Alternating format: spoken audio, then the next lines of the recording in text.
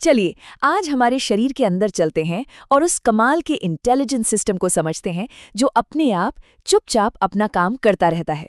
हम बात करेंगे हार्मोन्स, ग्लैंड्स और हमारे डाइजेशन की। कभी सोचा है कि हमारा शरीर अपने सारे काम खुद ब खुद कैसे कर लेता है?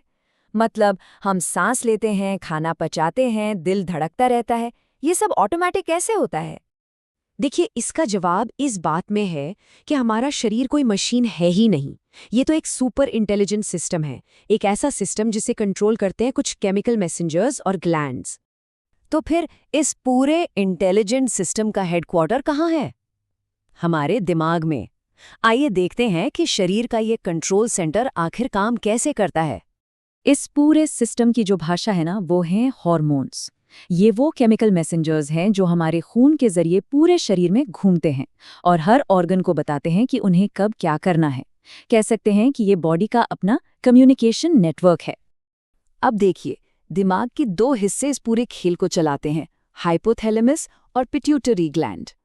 हाइपोथैलेमस हमारे नर्वस सिस्टम को हार्मोन सिस्टम से कनेक्ट करता है और पिट्यूटरी ग्लैंड, जिसे हम मास्टर ग्लैंड भी कहते हैं, वो बाकी सभी ग्लैंड्स को कंट्रोल करती है। हमारी ग्रोथ, भूख, इमोशंस, सब बड़े ऑर्डर यहीं से आते हैं। दिमाग के इन कमांड सेंटर्स के नीचे ग्लैंड्स का एक पूरा नेटवर्क काम करता है। इसी नेटवर्क को हम एंडोक्राइन सिस्टम कहते हैं।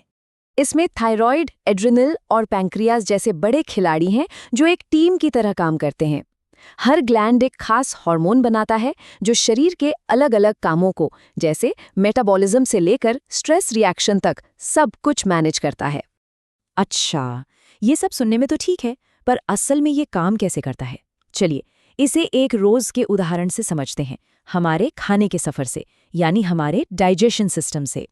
एक बात समझनी होगी, हम जो भी खाते हैं वो सीधे एनर्जी में नहीं बदल जाता। ये एक बहुत ही कॉम्प्लेक्स प्रोसेस से गुजरता है। शुरुआत मुंह में लार में मौजूद एमाइलेज से होती है, फिर पेट में हाइड्रोक्लोरिक एसिड और पेप्सिन प्रोटीन को तोड़ते हैं, और आखिर में छोटी आंत में ट्रिप्सिन, लाइपेस और एमाइलेज जैसे एंजाइम इस काम को खत्म करते हैं।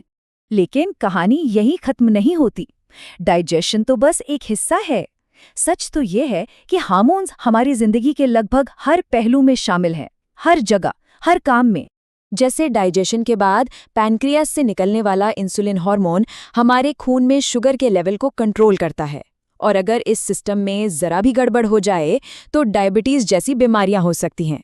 ये डाइजेशन और एंडोक्राइन सिस्टम के बीच का एक बहुत ही जरूरी कनेक्शन है। हार्मोन्स हमारे शरीर और हमारी पहचान को भी बनाते हैं।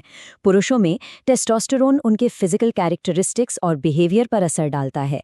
वहीं महिलाओं में एस्ट्रोजन और प्रोजेस्टेरोन मेंस्ट्रुअल साइकिल को रेगुलेट करते हैं और उनके फेमिनिन कैरेक्टरिस्टिक्स को शेप देते हैं।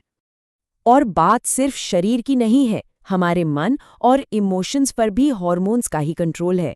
डोपामीन, जिसे फील गुड हार्मोन कहते हैं, हमें खुशी और मोटिवेशन देता है। वहीं सेरोटोनिन हमारे मूड को स्टेबल रखकर हमें अच्छा महसूस कराता है। मतलब हमारा गुस्सा, खुशी, उदासी, सब कुछ इन केमिकल मैसेंजर्स पर ही निर्भर करता है। तो इतना सब जानने के बाद सवाल ये उठता है कि हम अपने इस इंटेलिजेंट सिस्टम को हेल्दी और बैलेंस्ड कैसे रख सकते हैं। चलिए, अपने सिस्टम को समझने के लिए अगला कदम उठाते हैं। इसका जवाब बहुत मुश्किल नहीं है।